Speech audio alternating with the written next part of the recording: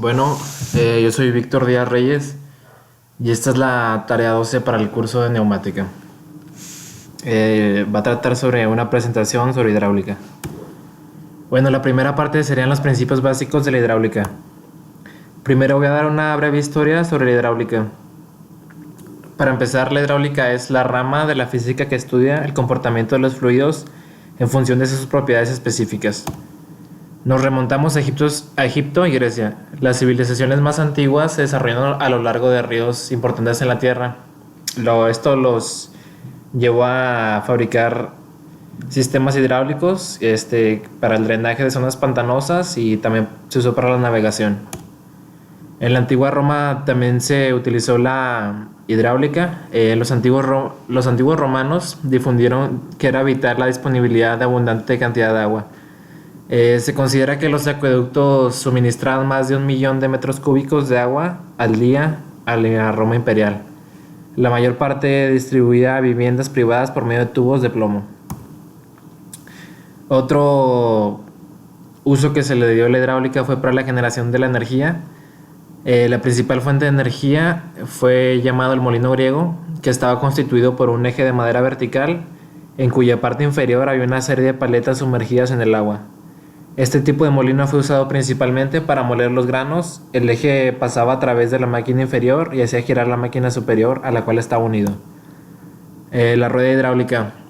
En la Edad Media, la rueda hidráulica fue ampliamente utilizada en Europa.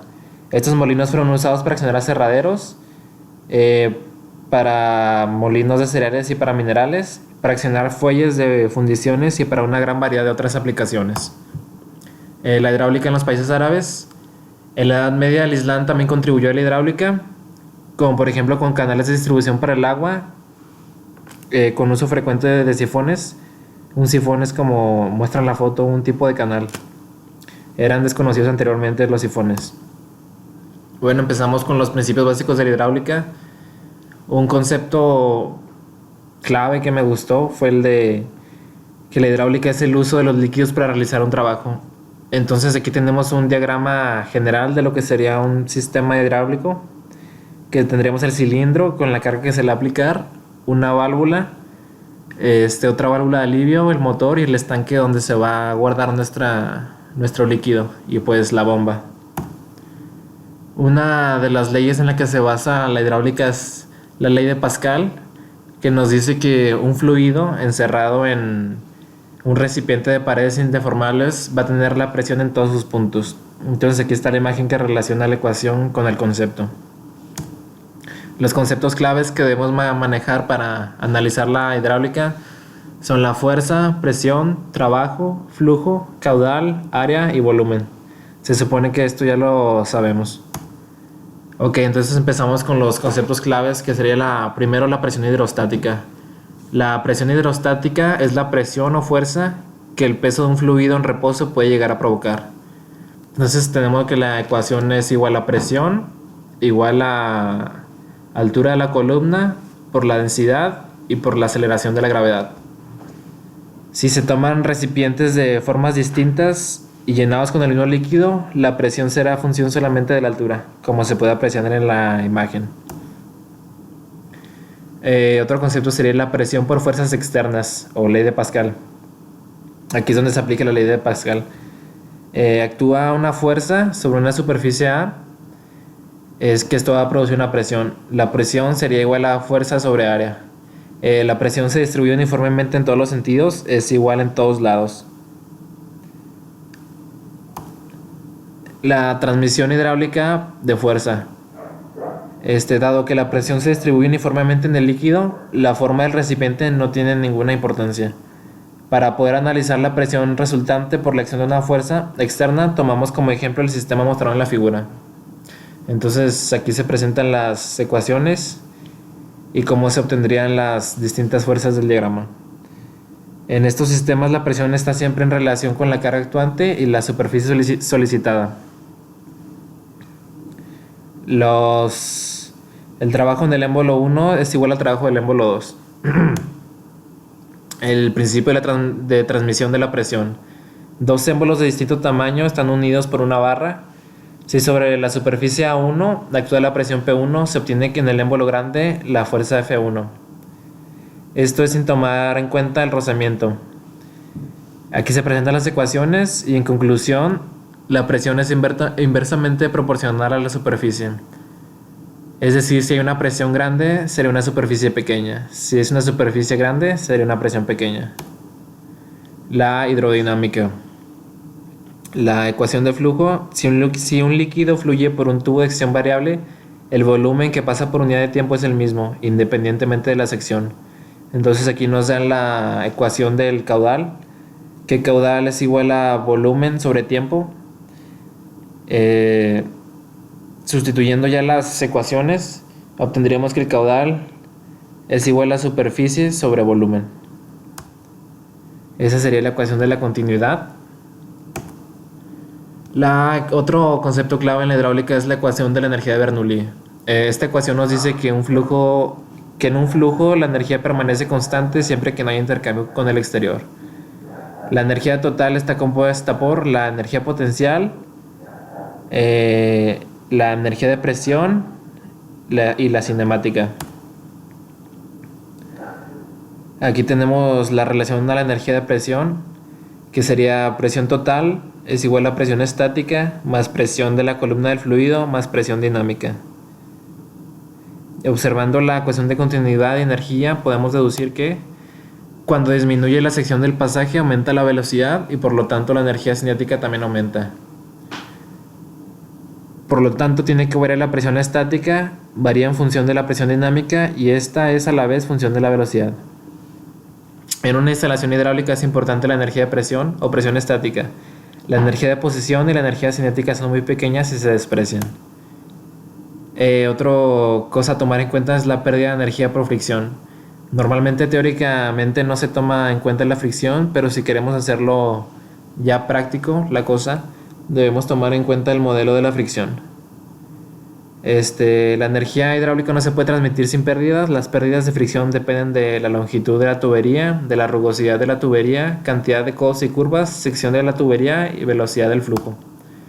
Existen dos tipos de flujos, los flujos laminares y el flujo turbulento. El flujo laminar sería para una situación ideal, lo que quisiéramos que pasara. En ese caso, las partículas del líquido se mueven formando capas que se deslizan ordenadamente hasta una cierta velocidad. No hay interferencia entre las partículas ni tampoco se influye en el movimiento. En un flujo turbulento, que es lo que no quisiéramos, se hace turbulento y arremolinado y las partículas no se deslizan ordenadamente en un sentido, sino que se interfieren e influyen en su movimiento. La velocidad a la que el flujo se desordena se llama velocidad crítica. En el tipo de flujo entra el que es el número de Reynolds. El número de Reynolds es igual a velocidad por diámetro interior de la tubería sobre viscosidad cinemática. Ese número de Reynolds va a ser adimensional. Entonces existe un número de Reynolds crítico que es 2300. Si el número de Reynolds que calculamos es menor al crítico, es un flujo laminar. Si el número de Reynolds que calculamos es mayor que el crítico, será un flujo turbulento. Existe algo que se llama la presión de alivio. Eso es cuando un cilindro hidráulico lo para una carga excesiva o cuando el pistón alcanza el fin de carrera. Entonces, aquí tenemos la gráfica.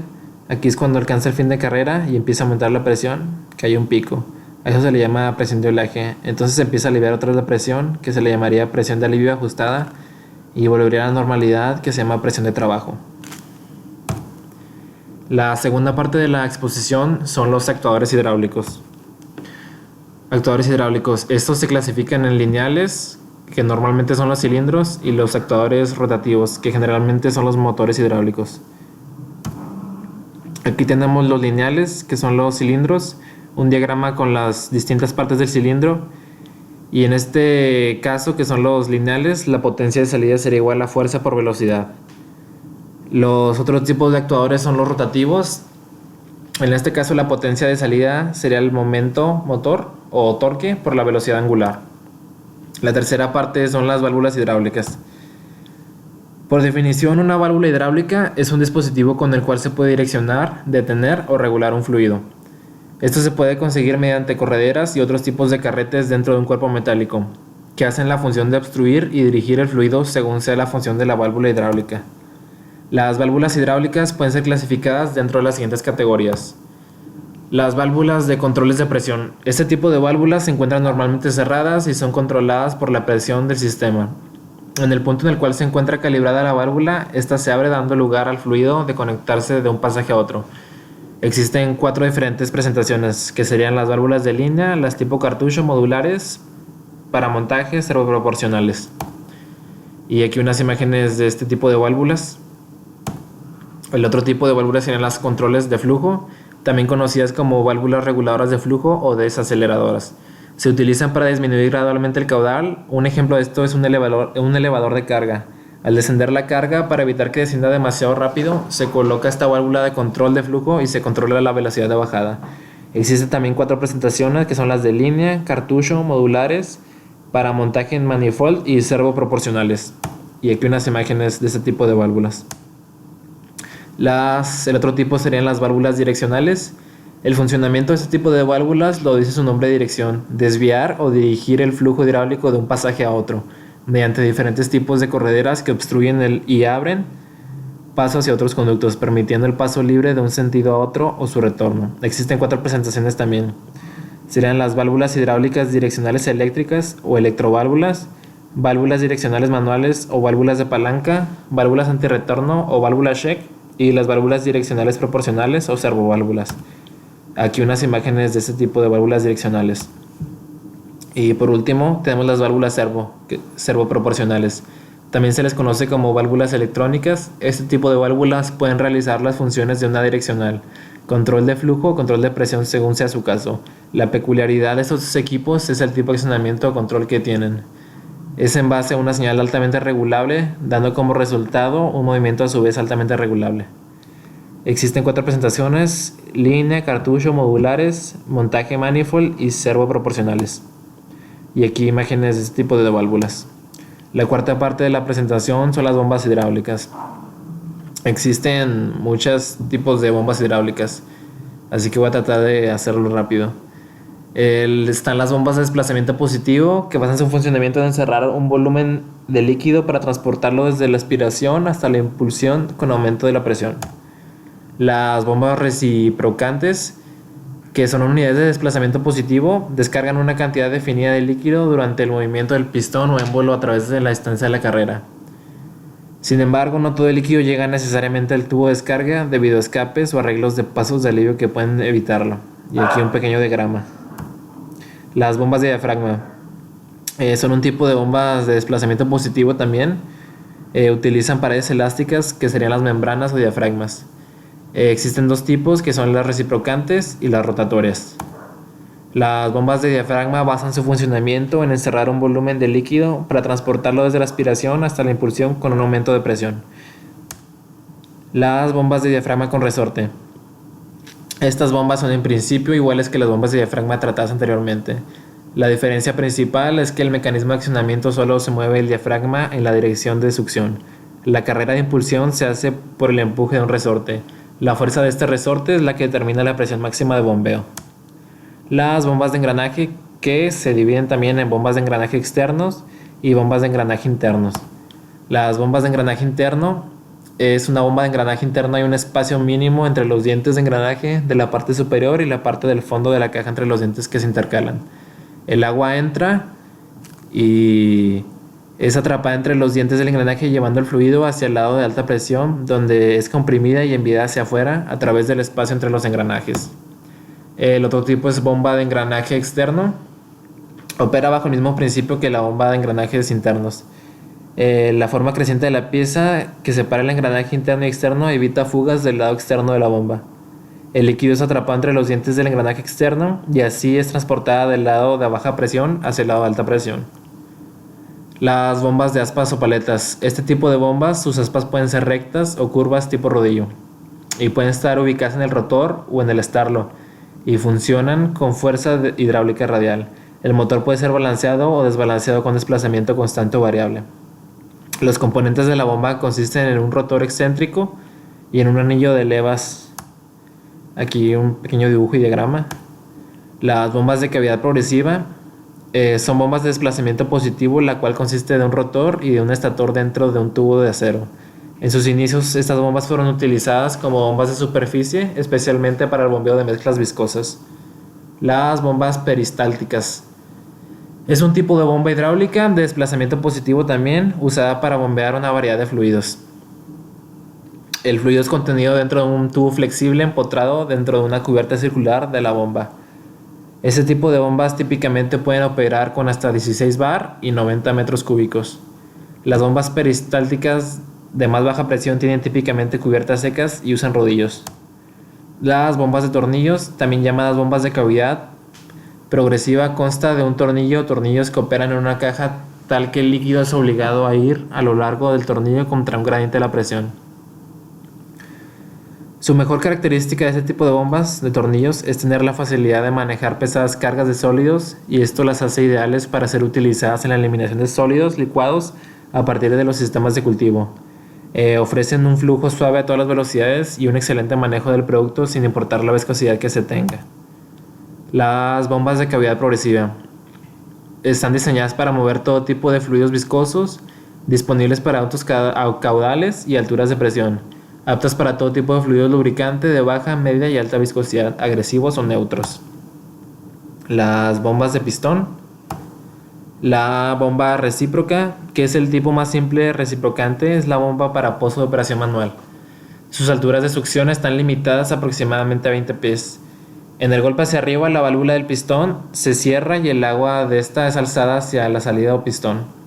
Las bombas de este tipo pueden tener capacidad para impulsar el agua a una gran altura. Las bombas de vacío KDH son bombas de pistón. La bomba de pistón rotatorio de baja velocidad accionadas por correa. Debido a que estas bombas no tienen contacto de metal con las separaciones llenas de aceite, estas bombas son compactas y fiables. Algunas han estado en operación de sistema durante más de 70 años.